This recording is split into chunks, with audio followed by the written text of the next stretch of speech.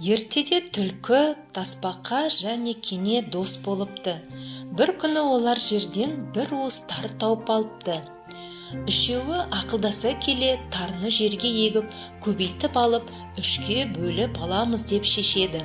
Түлкі бір жарды көріп, мен осы жарды сүйіп тұрайын, құлап кетер деп жарды саялап жатып алады. Тасбақа жерді тырналап тары егеді, ал кене піскен егінді жиып алады. Олар көп тары алады. Олар түлкіні шақырады. Түлкі келіп, егінді көріп, тарыны үшеуміз бөлісе қаншадан тиеді? Аз мөлшерде шығатын шығар. Одан да үшеуміз жарысып, кім озса егін соған бұйырсын, деді. Мақұл деп үшеуі қатарласып бір жерге келеді. 1, 2, 3 деп түлкі жүгіре бергенде кене түлкінің аяғына жабысып кетеді. Түлкі барынша жүгіріп, мәреге бірінші боп жетеді. Сонда кене, «Ей, мені басып өлтіресің бе?» деді. Түлкі, «Сен қашан жетіп алғансың?» деп сұрайды.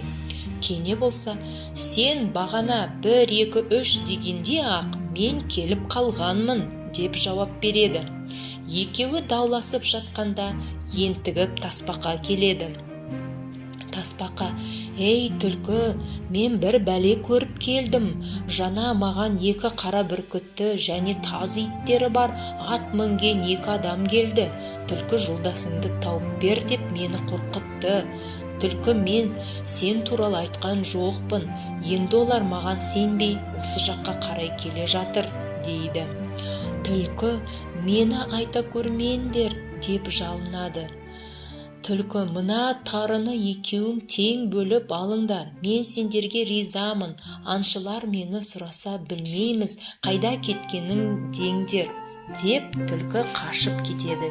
Сөйтіп тарыны тасбақа мен кене екеуі бөліп алыпты.